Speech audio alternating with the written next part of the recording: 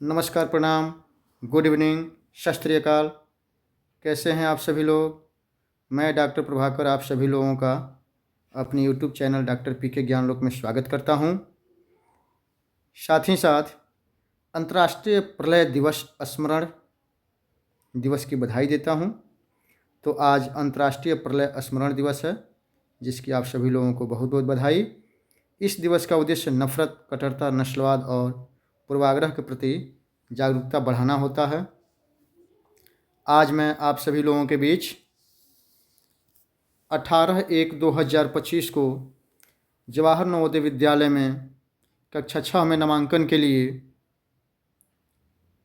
हुए प्रश्न पत्र के हिंदी खंड का आंसर की लेकर के आया हूं।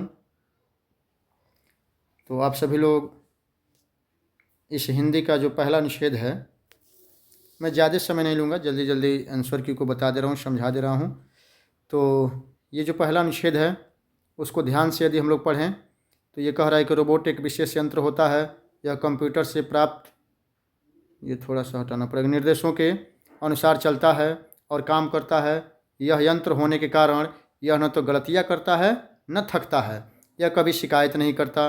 रोबोट हमारे चारों ओर है। कुछ रोबोट चीज़ें बनाने में प्रयुक्त होता है। उदाहरण स्वरूप रोबोट कार बनाने में सहायता कर सकते हैं। कुछ रोबोट खतरनाक स्थानों के अन्वेषण में प्रयुक्त हो सकते हैं, जैसे कि ज्वालामुखी। हम जानते हैं कि सामान्य लोग ज्वालामुखी में जाएंगे तो जल के भस्म हो सकते हैं, लेकिन रोबोट जाएगा तो वो टेम्परेचर को सहन कर सकता है और जल के भस्म भी हो जाए तो फिर हम दोबारा रोबोट बना सकते हैं। कुछ रोबोट घरों की साफ सफाई में सहायता करते हैं। कुछ रोबोट शब्दों को पहचान सकते हैं। वे टेलीफोन कॉल्स का उत्तर देने में सहायता कर सकते हैं। कुछ रोबोट मानव जैसे दिखाई देते हैं। अधिकांश रोबोट मशीनों जैसे दिखाई देते हैं। तो ये हमारा अनुच्छेद दिया हुआ है। अब इस पर आधारित 5 प्रश्न दिया हुआ है। कई बच्चों का कॉल आ रहा था और उनकी डिमांड थी कि सर हिंदी का भी आप आंसर की बनाइए। तो मैं सोचा कि आज इसको बना देता हूँ। आज एक लड़का ला करके मुझे पेपर भी दिया, तो उसके पेपर की मदद से मैं आप सभी के बीच इसको आंसर की लेकर के आया हूँ। तो पहला हम लोगों का जो प्रश्न है वह है कि थका का समानार्थी क्या होगा? तो थका का समानार्थी बाबू निढाल होगा। इसमें सही उत्तर दिया गया है। अन्वेषण मतलब खोज होता है। निर्वात मतलब जहाँ कुछ भी ना हो, और खतरनाक मतलब जिससे हमें भय लगे, डर लगे, जो हमारे मन में भय उत्पन्न करे। तो थकना का मतलब हार जाना, निढाल हो जाना। तो थका का समानार्थी हम लोगों का निढाल हो जाएगा। फिर अगला 62 नंबर प्रश्न है कि रोबोट गलतियाँ नहीं करते, नहीं लिखा हुआ है। तो क्यों नहीं करते? तो ऊपर जैसे कि आप देख रहे हैं कि गलती क्यों नहीं करता है, तो ये तीसरे लाइन में दिया हुआ है। तो तीसरे लाइन में दिया हुआ है रोबोट इसलिए गलती नहीं करते क्योंकि वे यंत्र हैं। यंत्र होने की वजह से गलती नहीं करते। तो 62 नंबर का ये नंबर ऑप्शन सही हो जाएगा। हम लोग क्वेश्चन नंबर 63 की बात करें तो 63 में है कि अनुच्छेद के अनुसार, जो ऊपर हम लोगों ने पढ़ा है, निम्नलिखित में से किस कार्य के लिए रोबोट का उपयोग नहीं होता? तो अनुच्छेद के अनुसार घर की साफ सफाई में उपयोग होता है, टेलीफोन कॉल का उत्तर देने के लिए होता है, कार बनाने के लिए होता है, बच्चों को पढ़ाने के लिए नहीं होता है। ये तो वास्तव में होता है, लेकिन अनुच्छेद में इसके बारे में नहीं लिखा है और हमें नहीं वाला उत्तर देना है। तो इसका डी नंबर ऑप्शन सही हो जाएगा। आइए आगे हम 64 की बात करें तो खतरनाक का विपरीतार्थक शब्द हमें बताना है। किसका? खतरनाक का विपरीत शब्द, इसका उल्टा शब्द। अन्वेषण मतलब खोज करना होता है। सुरक्षित मतलब जहाँ हम सुरक्षित रहें, कोई भय ना हो। थका हुआ जानते ही हैं, हार जाना, थक जाना, ऊर्जा खत्म हो जाना। पहचानना माने जानना, पहचानना। तो खतरा, खतरा का उल्टा सुरक्षा होगा। खतरा का उल्टा क्या होगा? सुरक्षा। तो खतरनाक का जो उल्टा होगा वह सुरक्षित होगा। तो इस का बी नंबर ऑप्शन सही हो जाएगा बच्चों।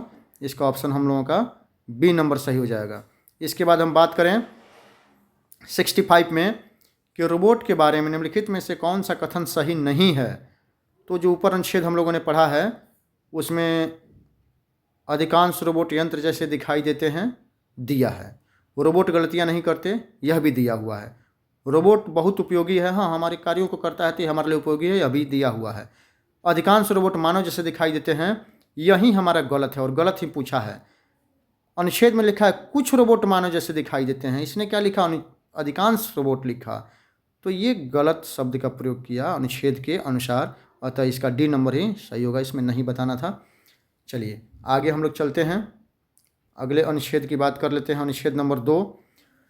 तो अनुच्छेद 2 है कि सुनहरा बाज अधिकतर अपने घने भूरे परों और सुनहरे पंखों के कारण सरलता से पहचाना जा सकता है। पेंसिल कहाँ गया? हाँ, पहचाना जा सकता है। युवा पक्षियों में मादा नर के समान ही होती है किंतु बड़ी होती है। आगे दिया हुआ है, यह शानदार प्राणी कौन? तो जो हमारा बाज है उत्तरी गोलार्ध में खुले क्षेत्रों में पाया जाता है। कहाँ पाया जाता है? तो उत्तरी गोलार्ध में पाया जाता है। वे पेड़ों पर या खड़ी चट्टानों के दीवारों पर अपना घोंसला बनाते हैं, जिससे उन्हें घात लगाने के लिए यानी कि शिकार करने के लिए अधिक स्थान मिल जाता है। सुनहरा बाज तीरने में दक्ष होता है। अपने पंखों के विस्तृत फैलाव और गर्म हवा की ऊपर उठती मात्रा की सहायता से इसे बड़ी देर तक तीरता हुआ बड़ा सुंदर दृश्य होता है। तीरता हुआ का मतलब बिना पंख को फड़फड़ाए और आसानी से हवा में लहराते रहना, उड़ते रहना, ऊपर जाते रहना तीरना कहलाता है। तो ऊपर उठती हवा इसके लिए महत्वपूर्ण होती है क्योंकि वह सुनहरे बाज को विशाल ऊंचाइयों तक बिना पंख फड़फड़ाए उठा सकती है। अब इस पर हम लोगों को कुछ प्रश्न उत्तर दिया हुआ है 66 से। तो आइए 66 नंबर दिया हुआ है। इसमें पूछा हुआ है कि सुनहरा बाज अधिकतर डैश डैश में पाया जाता है। तो कहाँ पाया जाता है? तो ऊपर अनुच्छेद में हम लोगों ने पढ़ा उत्तरी गोलार्ध में पाया जाता है। बिल्कुल सही जवाब इसका डी नंबर।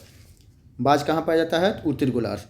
गोलार्ध, गोलार्ध गोल अर्ध, गोल प्लस अर्ध। पृथ्वी एक गोला है, उसका 2 हिस्सा हम बांट देंगे, बीच से टुकड़ा कर देंगे, बिल्कुल बीचों बीच से काट देंगे क्षैतिज रूप से, तो 2 गोला बनेगा।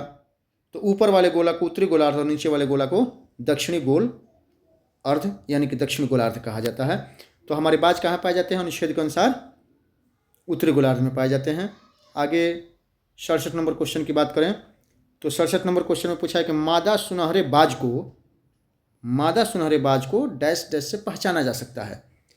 तो मादा सुनहरे बाज के लिए उसमें कहा गया था कि जो मादा सुनहरे बाज होते हैं वह नर बाज की अपेक्षा बड़े आकार में होते हैं। तो इसका डी नंबर ऑप्शन सही होगा। इसमें जो उत्तर लगाया गया उस पर ध्यान नहीं देना है, वो कोई बच्चा एग्जाम देने गया है तो उसका गलत हो गया होगा। तो इसका सही उत्तर हमारा क्या हो जाएगा? डी नंबर होगा। तो 66 का भी डी, 67 का भी डी। आगे हम लोग बात करते हैं, आगे 68 नंबर की बात करें तो घोंसला बनाने के लिए इस पक्षी को कैसा स्थान चाहिए? तो बाज को घोंसला बनाने के लिए कैसा स्थान चाहिए? तो खुला क्षेत्र चाहिए। दूसरी लाइन में लिखा हुआ था, इसका ए नंबर ऑप्शन हमारा सही हो जाएगा। सी नंबर ये गलत होगा, जो ये सी नंबर लगाया है वो गलत लगाया है। इसके बाद हम बात करें आगे 69 की बात करें कि शानदार का समान या समानार्थी शब्द कौन है? तो शानदार के समानार्थी स्वर्णिम, स्वर्णिम माने स्वर्ण के जैसा नहीं, विनम्र मतलब शिष्ट व्यक्ति, सुशील विशिष्ट व्यक्ति। इसमें सही जवाब है भव्य। शानदार बिल्डिंग, भव्य बिल्डिंग, भव्य मूर्ति, शानदार मूर्ति।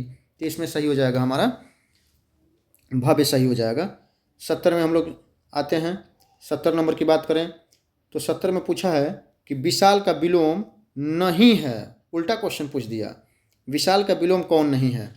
तो विशाल का विलोम छोटा होता है, विस्तृत मतलब भी बड़ा और विशाल मतलब भी बड़ा। तो इसका बी नंबर ऑप्शन ही सही हो जाएगा। सबसे सही उत्तर होगा हमारा बी नंबर। ये जो भारहीन लिखा गया है डी नंबर, ये किसी ने गलत उत्तर लगा दिया है, ये नहीं होगा हमारा। कौन सही होगा? विस्तृत सही हो जाएगा। आइए आगे हम लोग बात करते हैं अनुच्छेद नंबर 3 पे। अनुच्छेद 3 की बात करें तो अनुच्छेद 3 कह रहा है, ये पुस्तक पर आधारित एक अनुच्छेद दिया हुआ है कि पुस्तकें मानव प्रयत्नों के सर्वाधिक समय तक जीवित रहने वाले उत्पाद हैं। मंदिर खंडहरों के रूप में ढह जाते हैं, चित्र और मूर्तियां क्षय हो जाती है, किंतु पुस्तकें जीवित रहती हैं। पुस्तकें महान विचारों को नष्ट नहीं होने देती, जो आज भी उतने ही ताज़ा हैं जितने तब थे जब लेखक के मन में थे। ये विचार मुद्रित पृष्ठों के माध्यम से बोलते हैं। ये जो भी हम लोग विचार पढ़ रहे हैं उसमें मुद्रित रहता है और ये बोलते हैं। इनको हम लोग पढ़ करके सुन सकते हैं, समझ सकते हैं। जैसे हम लोग आँखों से हवा को नहीं देख सकते, अनुभव से समझते हैं, उसी तरह पुस्तक में लिखे विचारों को हम लोग पढ़ करके सुनते हैं। इसके बाद समय का केवल इतना प्रभाव होता है कि वह चलन से बाहर के अनुचित उत्पादों को बाहर कर देता है। हम लोग देखते हैं कि पुस्तक के दुकानों पर हजारों लाखों पुस्तकें रहती हैं, लेकिन उसमें से जो हमारे लिए उचित होती है, जो उपयोगी होती है, वो पुस्तकें हम भी खरीद लेते हैं और अनुपयोगी पुस्तकों को हम लोग छोड़ देते हैं। तो ये यहाँ लेखक बताना चाह रहा है कि समय के अनुसार चलन से बाहर के अनुचित पुस्तकों और उत्पादों को बाहर कर देती है। साहित्य में ऐसी कोई चीज़ अधिक जीवित नहीं रहती जो अच्छी न हो। अच्छी पुस्तकों ने जीवन के अनेक क्षेत्रों में मनुष्य की सदा सहायता की है। इसमें आश्चर्य नहीं कि विश्व अपनी पुस्तकों को बड़ी सावधानी से रखता है। जो भी विश्व है, सभी लोग अपने पुस्तकों को बहुत सावधानी से रखते हैं। तो आगे पहला जो प्रश्न है 71 नंबर, इस पर आधारित जो क्वेश्चन है 71 नंबर, मानव प्रयत्नों के सभी उत्पादों में पुस्तकें सबसे डैश डैश कृतियां हैं। तो इसका हो जाएगा उपयोगी कृतियां हैं। सही उत्तर है उपयोगी, इसमें सही जवाब दिया गया है। मानव प्रयत्नों के सभी उत्पादों में पुस्तकें सबसे उपयोगी कृतियां हैं। ध्यान रखने वाली नहीं होगा, अनुचित नहीं होगा, समय खर्च करने वाली नहीं होगा, उपयोगी होगा, जो अनुच्छेद में दिया गया है। इसके बाद 72 नंबर हम क्वेश्चन की बात करें। 72 नंबर प्रश्न में अच्छी पुस्तकें समय के परीक्षण में बची रह सकी है क्योंकि उनमें डैश डैश, तो उनमें क्या है, तो महान विचार हैं। अच्छी पुस्तकों में महान विचार होते हैं। इसका ऑप्शन नंबर 20 सही हो जाएगा। इसलिए जो अच्छी पुस्तकें हैं वह क्या हैं, तो समय के परीक्षण में बची रह सकी है। तो महान विचार की वजह से अच्छी पुस्तकें आज भी बची हुई है। अच्छी पुस्तकें अनुचित उत्पाद हैं, गलत। मुद्रित सामग्री है, हाँ, मुद्रित सामग्री तो सब में रहता है, चाहे उचित हो, अनुचित हो, खराब पुस्तक हो, बढ़िया पुस्तक हो, लेकिन महान विचार के कारण अच्छी पुस्तकें हमारे बीच में बची हुई है। इसके बाद हम बात करें 73 नंबर क्वेश्चन कि अनुचित शब्द का समानार्थी क्या होगा। तो अनुचित का अनुपयुक्त होगा। डी नंबर ऑप्शन सही हो जाएगा। बिल्कुल साफ साफ दिख रहा है। अनुचित माने जो हमारे लिए उचित ना हो, हमारे लिए जो उपयुक्त ना हो, तो अनुपयुक्त हो जाएगा। इसके बाद हम 74 की बात करें तो 74 में है कि विश्व अपनी पुस्तकों को सावधानी से संभालता है क्योंकि वे क्या करती हैं, तो वे विविध क्षेत्रों में हमारी सहायता करती हैं। जो पुस्तकें हैं विविध क्षेत्रों में हमारी सहायता करती हैं, इसलिए ये अनुच्छेद में साफ साफ लिखा हुआ है ऊपर हम लोगों ने जो पढ़ा। इसलिए विश्व अपनी पुस्तकों को सावधानी से संभालता है। तो 74 नंबर का बी नंबर ऑप्शन सही हो जाएगा। इसके बाद हम बात करें 75 नंबर क्वेश्चन की। तो 75 में के अनुच्छेद में ढहना शब्द का प्रयोग, हाँ, ढहने शब्द का प्रयोग किया गया था। मूर्तियों का ढह जाना, खंडहर बन जाना। तो ढहना शब्द का अर्थ हो जाएगा बिखर जाना, छितरा जाना, तितर बितर हो जाना। तो इसका सबसे सही उत्तर हो जाएगा ए नंबर। अलग कर देना नहीं होगा, हटा देना नहीं होगा, काटना नहीं होगा। तो इसका सही उत्तर हो जाएगा 75 का ए नंबर। आइए अब हम लोग आगे अनुच्छेद 4 अनुच्छेद 4 की बात करते हैं। अनुच्छेद 4 में है कि सभी मकड़ियाँ जाले बुनती हैं। हम लोग देखे हैं बचपन में, उनका जाला गोल गोल होता है। जालों से मकड़ियों को 3 कार्य करने में मदद मिलती है। जालों से 3 कार्य करने में मदद मिलती है। क्या क्या, तो अंडा उठाए रखने में, मकड़ी के जो अंडे होते हैं, खतरे से छिपने में, और भोजन पकड़ने में भी सहायता करते हैं। तो अब इसमें आगे है कि अधिकांश मकड़ियाँ गहरे मटमैले भूरे या काले रंग की होती है, जबकि मकड़ी के जाले हल्के रंग के, सफ़ेद और धुंधले धुआं के रंग के होते हैं। मकड़ियाँ अपने जाले में छिपती है तो उन्हें देख न पाना कठिन होता है। जाले मकड़ियों को भोजन पकड़ने में सहायक होते हैं। मकड़ी के जाले चिपचिपे होते हैं, मन सटने वाला, जैसे गोद होता है। कोई कीड़ा जाले में आया तो चिपक जाता है, वह निकलना चाहता है पर निकल नहीं पाता है। कौन, तो कोई कीड़ा मकोड़ा, वह फंस जाता है, वह उसमें फंस जाता है। किसमें, मकड़ी के जाल में। जाले का हिलना अनुभव करके मकड़ियाँ समझ जाती है कि कीड़ा फंस चुका है, इसलिए जाले के बिना मकड़ियाँ वैसे नहीं रह पाती जैसे रहती हैं। सचमुच जाले मकड़ियों के अस्तित्व के लिए जरूरी है।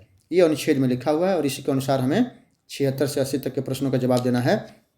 तो पहला जो अनुच्छेद है कि यह अनुच्छेद किसके बारे में बात कर रहा है, तो यह अनुच्छेद मकड़ी के जाले के महत्व के बारे में। सही बात है। मकड़ियों के लिए कीड़ों के महत्व के बारे में नहीं, अंडे देने का महत्व नहीं, मकड़ियों का स्वभाव नहीं, मकड़ियों के जालों के महत्व के बारे में बात कर रहा है कि मकड़ी का जाला 3 चीज़ों के लिए बहुत ही महत्वपूर्ण है, इसके बिना उनका अस्तित्व संभव नहीं है। तो 76 का ए नंबर ऑप्शन सही हो जाएगा। इसके बाद 77 की बात करें तो 77 में है कि मकड़ियों के जालों के बारे में क्या सही नहीं है। वे अंडे पकड़ते रहते हैं, सही है। वे भोजन पकड़ते हैं, सही है। वे जल ढूंढते हैं, नहीं, जल नहीं ढूंढते, यही गलत है। इसमें गलत को ही चूज करना था, यही हमारा गलत हो गया। वे जल नहीं ढूंढते हैं। वे शत्रु से रक्षा करते हैं, हाँ ये सही है। 3 काम करते हैं, अंडा पकड़ना, भोजन पकड़ना और शत्रु से रक्षा करना। जल ढूंढना गलत है, यही हमारा सही हो गया, क्योंकि इसमें गलत पूछा है, कौन सही नहीं है पूछा है। आइए अब आ जाते हैं 78 नंबर में। फंसा। फंसना का मतलब क्या होता है? तो फंसना का मतलब कि कहीं रुक जाना, निकल नहीं पाना, यानी कि चिपक जाना, सही है। छिपा गलत, खाया गलत, भागा गलत। हाँ, तो फंसा के यहाँ जो सबसे सही उत्तर होगा वो क्या हो जाएगा? सबसे सही का एक ही सही उत्तर दिया है, चिपका। इसके बाद हम बात करें 79 में, मकड़ियाँ कैसे जान लेती हैं कि उनके जाल में कुछ फंस गया है? वे सुन लेती है, नहीं। वे सूंघ लेती है, नहीं। वे अनुभव करती हैं, हाँ वे अनुभव करती हैं। वे चख लेती हैं, नहीं।